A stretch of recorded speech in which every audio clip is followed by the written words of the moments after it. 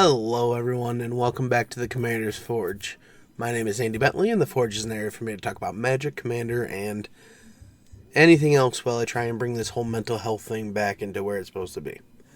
Now, I do apologize for last week. I was quite essentially bedridden with a really bad cold. You can probably still hear it a little bit in my voice, but I am doing much better. Now, I do want to talk about Aetherdrift, but I don't know how I feel about the set yet, because I haven't really sat down and gone through like all the spoilers, and I didn't get a chance to watch the pre-release over on Loading Ready Run. I'll probably get to that later today while I'm doing other things. So this is just kind of me raw dogging the card lists on Scryfall and just kind of picking out the ones that look interesting to me. And to keep this from taking forever, I'm just going to jump into that. So I did go through in like Wooburg order. So starting with white, we have the Guardian Sunmane. 3 white for a 5/5 horse mount. It has word 2. Whenever this creature attacks while saddled, search your library for a non-land permanent card with mana value 3 or less, put it onto the battlefield, then shuffle, and it has saddle for 4. I don't know if this is going to be good or not, but being able to just rip something out seems pretty good. Now, moving right along, also in white, we have the Salvation Engine, which is 4 and a white for a 6/10 vehicle. And the main reason I pulled this out is because other artifact creatures you control get +2/+2. Then it has other text. Whenever this vehicle attacks, return up to 1 target artifact card from your graveyard to the battlefield. Not bad. But again, we're really just there for the pump to artifact creatures, and it has crew for 6. So, yeah. Not much else to say about that. And that, I do believe, is kind of the only 2 white cards I singled out. So I'm moving right into blue with Mu Yangling the Wind Rider. Now, originally I wasn't going to pull her until I read her like 3 times. So she's 2 blue for a 2/4 human wizard pilot. When this creature enters, create a 3/2 colorless vehicle artifact token with crew 1. Vehicles you control have flying, and whenever 1 or more creatures you control with flying deal combat damage to a player, draw a card. So, yeah. So she makes a 3/2 vehicle, she gives all your vehicles flying, and then she doesn't necessarily care that its vehicles hitting people. As long as they just have flying, she's drawing you cards.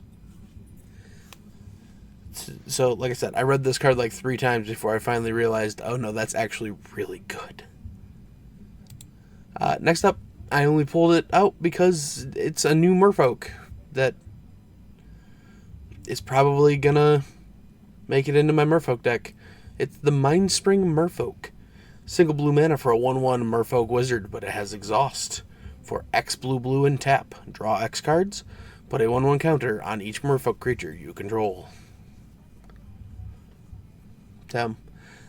I know exhaust abilities can only be activated once, but that deck already wants to be drawing cards and putting counters on Merfolk, so why not?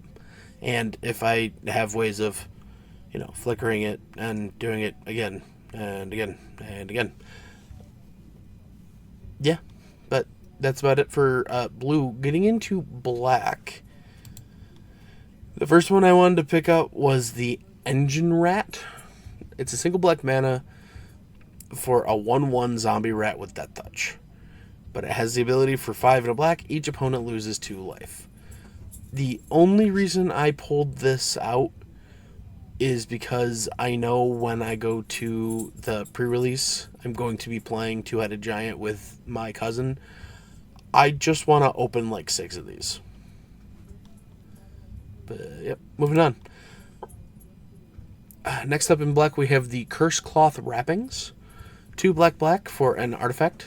Zombies you control get +1/+1, which is the main reason we grabbed this. But it also says tap target creature card in your graveyard gains Embalm until end of turn. The Embalm cost is equal to its mana cost. So you exile that card, pay its Embalm cost, create a token that's a copy of it, except it's a white zombie in addition to its other types and has no mana cost. Embalm only as a sorcery. So, yeah, it's a non-creature zombie lord, which they could always use because most of their lords are, creatures. But moving on, I did have, I think, 2 more in black that I actually wanted to talk about. The first one being Gonti, the Night Minister. 2 black for a 3/4 Aetherborn Rogue. Whenever a player casts a spell they don't own, that player creates a treasure token. And whenever a creature deals combat damage to one of your opponents, its controller looks at the top card of that opponent's library and exiles it face down. They may play that card for as long as the card remained exiled. Mana of any type can be spent to cast a spell this way. So, first things first, you can play lands because of how this is worded. And as long as Gonti stays in your control, they can't steal your stuff. So yeah, I think if there was a legendary in the set that I was thinking about putting something together with, Gonti seems to be the one that I'm drawn to the most. But then there's also this guy, which is my last black card. It's the Speed Demon. Did I grab it mostly for its name? Yes, but also I have a demon deck, and this just slots right into it. So 3 black for a 5/5 demon with flying and trample. It has start your engines, so if you have no speed, it starts at 1. It increases once on each of your turns when an opponent loses life. Your max speed is 4. At the beginning of your end step, you draw X cards and lose X life, where X is your speed. That deck is already trying to get as many cards into my hand as possible, and, to hell with my life total. So I don't know, it made me chuckle, and so it went on the list. Next up, we're moving into red. The first one I picked up was Duretti, the Rocketeer Engineer. 4 in a red for a star 5 Goblin Artificer. His power is equal to the greatest mana value among artifacts they control. And whenever Duretti enters or attacks, choose target artifact card in your graveyard. You may sacrifice an artifact. If you do, return the chosen card to the battlefield. So who doesn't like going digging for treasure in your graveyard by, sacrificing a clue or something that you actually want in your graveyard? So, and we've known about him for, I think, the longest. I think he was part of the initial spoilers. And yeah, he's still kind of at the top of my list in red. Now, the other one in red that drew my fancy was Hazaret, Godseeker. 1 in a red for a 5/3 God. It has indestructible and haste, and start your engines. So again, if you have no speed, it starts at 1, increases once on each of your turns when an opponent loses life. Your max speed is 4. You can pay 1 and tap to have target creature with power 2 or less be unblocked this turn. And Hazaret can't attack or block unless you have max speed. So, yeah. She wants to go fast, which is, kind of a red thing. But moving right along into green, we have the Autarch Mammoth. I believe that's how you say that. 4 green for a 5/5 elephant mount. When this creature enters and whenever it attacks while saddled, create a 3/3 green elephant creature token, and it saddles for 5. So, just anything that wants to pump out extra tokens, this guy goes great in. And that's really all I got to say about you. Next up, in green, we have March of the World Ooze, which is 3 green, green, green for an enchantment. Creatures you control have base power and toughness 6/6, and are oozes in addition to their other types. Whenever an opponent casts a spell, if it's not their turn, you create a 3/3 green elephant creature token. So, I built a mono green Slime Against Humanity deck, and the commander on that is what's his name? The one that has Storm, Ave. Yeah, Ave. And I believe I'm running like 16 copies of Slime Against Humanity. But if I can just make them all base 6/6s, that seems pretty good. Yeah, that's all I got to say about that. Next up, also in green, the last green card I pulled to talk about is Ovia, Automech Artisan. 3 in a green for a 1/2 human artificer. Each creature that's attacking one of your opponents has trample. That doesn't just mean your creatures. And you can pay a green and tap it to put a creature card or vehicle card from your hand onto the battlefield. If you put an artifact onto the battlefield this way, put 2 +1/+1 counters on it. Do I want to put this at the head of its own deck? Not really, but I have other decks that just have big green things in it that would probably like to have her around. Alright, so now moving into multicolored stuff. I don't necessarily want to go over each of the Gear Hulks. I just kind of want to bring up that there's new Gear Hulks. So they're all dual colored. So the Bright Glass Gear Hulk is green, green, white, white. The Coalstroke Gear Hulk is 1 black, black, red, red. The Oil Deep Gear Hulk is blue, blue, black, black. The Pyrewood Gear Hulk is 2 red, red, green, green. And the Riptide Gear Hulk is 1 white, white, blue, blue. So, yeah, just 5 new constructs. They each do some pretty powerful stuff, but again, I don't necessarily want to get into what each of them are doing, because there's other things I'd rather talk about, like Ketramos the New Dawn.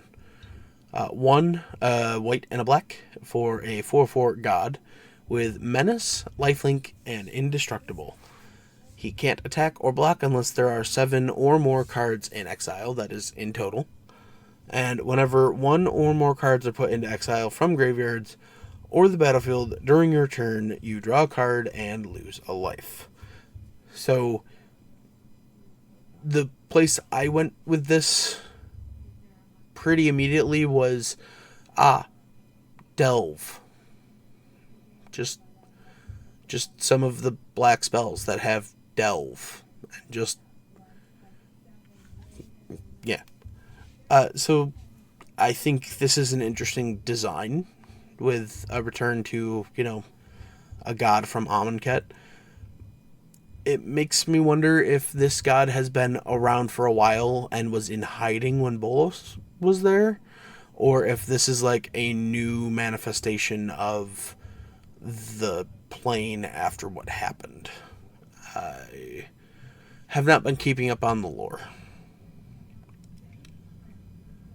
Let's see. I know I have the other god that... Yes, here it is.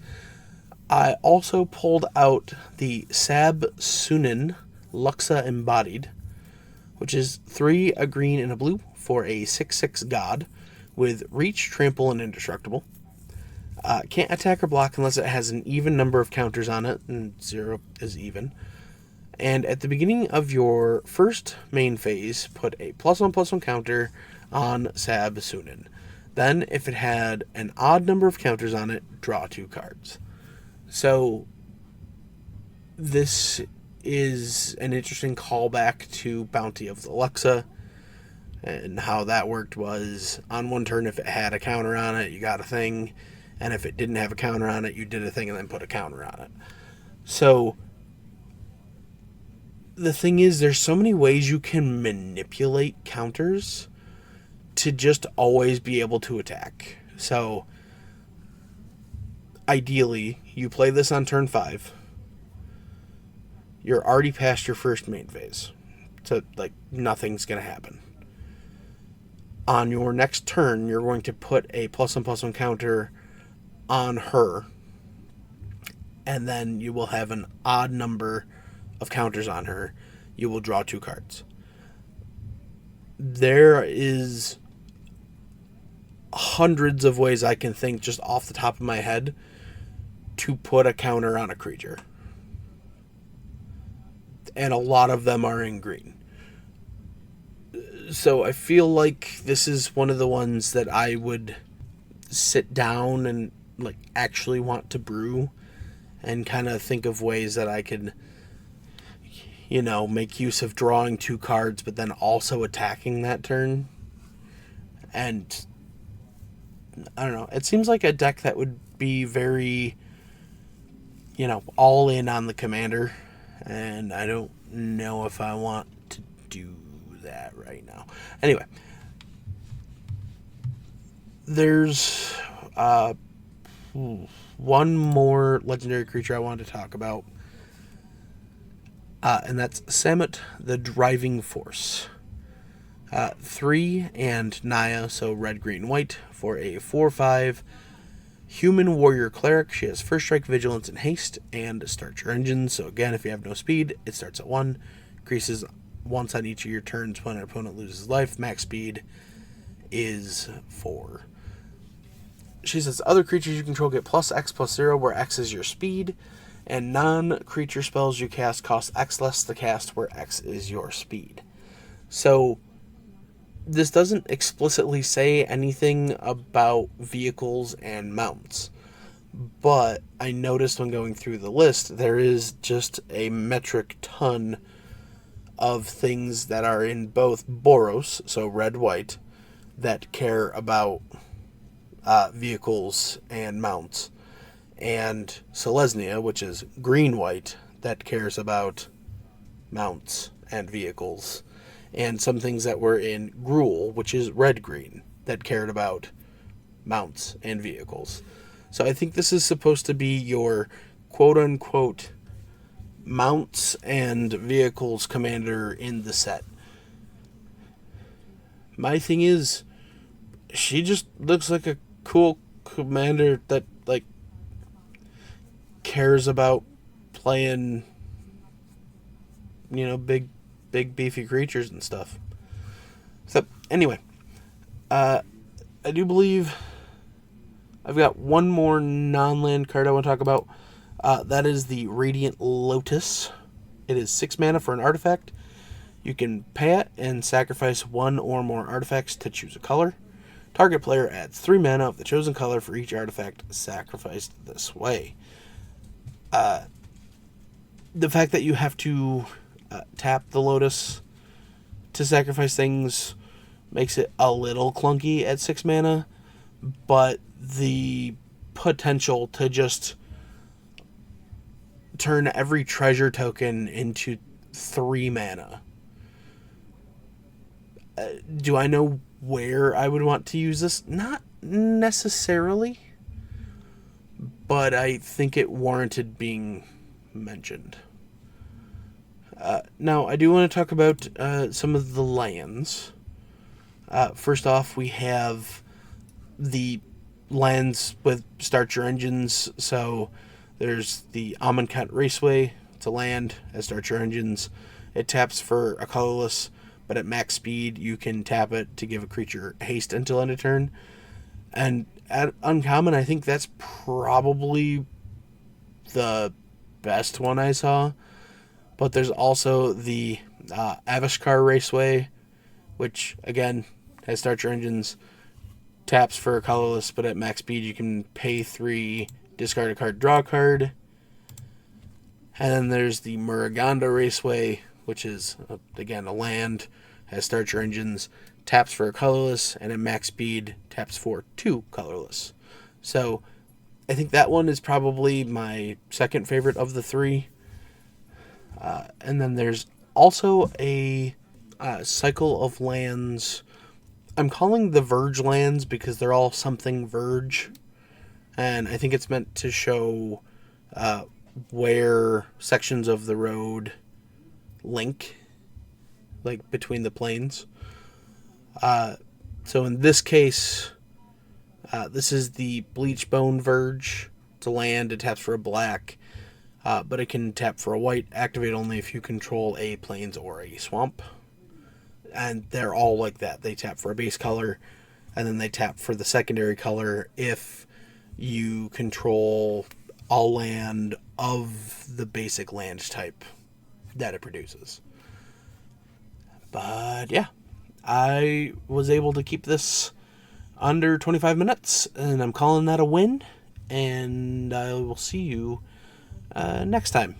And next time, we will have played in the pre-release, and I can give you a more conclusive thought on how I feel about Aetherdrift.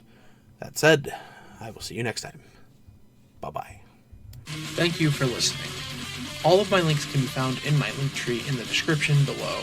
I would like to thank Ian Foss and Cody Mulpey of the band The Crypt for allowing me to use music for my opening and ending, along with Nate and Erica Jacobs for making my original logo.